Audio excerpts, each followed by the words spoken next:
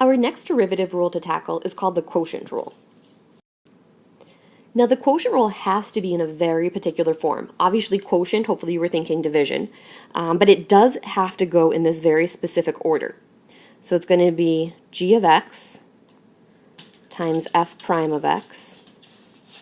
This has a minus f of x times g prime of x all over, and watch the parentheses, g of x squared. Now, as silly as this may sound to you, I do want you to write it down and practice saying it. Till this day, this is still the saying that I use since I learned it in high school many years ago to memorize the quotient rule. So again, I'll read it out loud, but put it in your notebook. It goes low d high minus high d low all over low squared. So low d high minus high d low all over low squared. What the heck does that mean?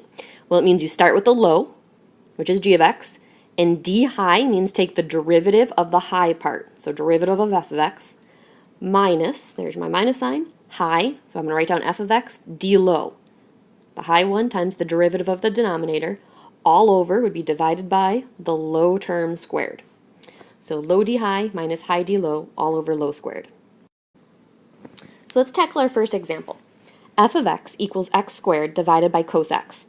So I have a division, so I'm thinking quotient rule, and it has to be in terms of x's. So I have x on the top, x on the bottom. Similar to that product rule, I needed an x on each side. In the quotient rule, I need an x above and below. So I can use my product rule. So I'm going to go ahead and use our silly little thing, and I'll start with f prime of x, of course. Okay, so look at your notes there. It's low d high. So I'm going to repeat the low, which is cos x. And I'm going to use a lot of parentheses to keep things straight. So low d high, so I have to derive the top. The derivative of x squared is 2x. Nice little power rule. Low d high minus, now it's high d low. So the high is x squared. And I need the derivative of the low, so hopefully you have that memorized. It starts with a c, so it's negative sine of x. And then it's all over the low squared. Now that's got to be wrapped up in parentheses squared. Once you've done that, calculus is done. It's literally just cleaning up your algebra now. I'm going to shift this up a little bit, and I'm just going to go ahead and rewrite this as f prime of x. And again, I'm going to pull any constants out in front, like 2x times cos x. These double negatives are going to make a positive, and I'm going to put these terms first before the trig, x squared sine of x. And now when I go ahead and write my finished product for a squared trig function, we always put the squared back where it belongs. And I would say we're done there. So let's go ahead and try another example. F of x equals the sine of x divided by negative 4x cubed. So again, take notice that in the numerator and denominator, I have x's, so I know this is quotient rule. So we're just going to keep saying that funny little saying to ourselves, low d high, so I'm going to write down my low, negative 4x cubed, times the derivative of the high, so the derivative of sine is cosine, minus the high,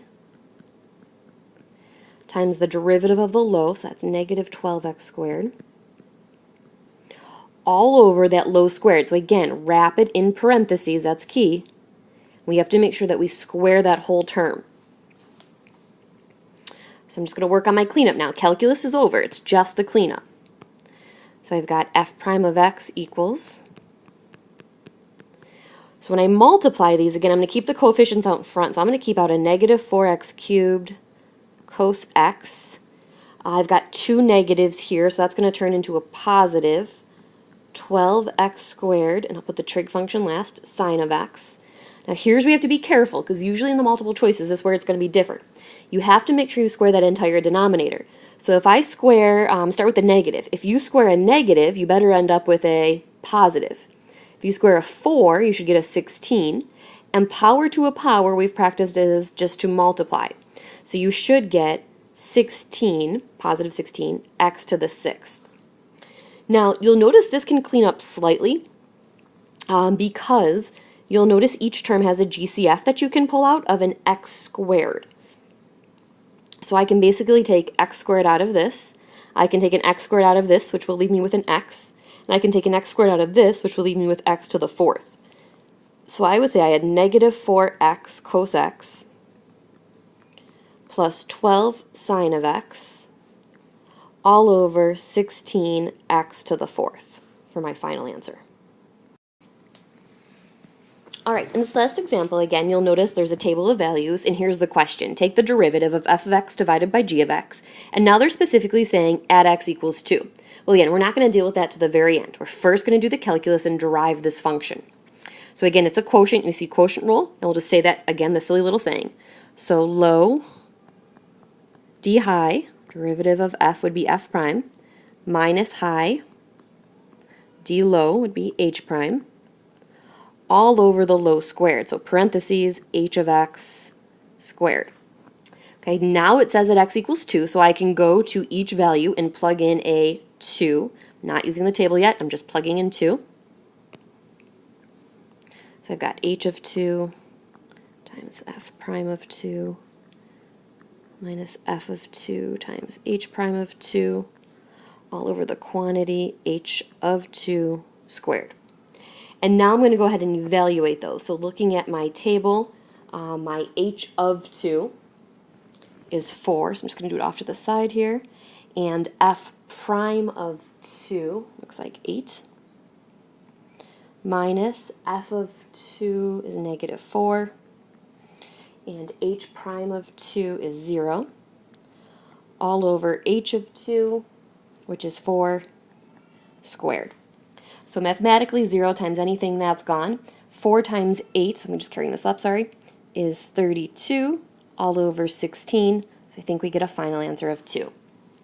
Well, that does it for quotient rule. Just keep saying that little saying to yourself, and I'm sure you'll do great.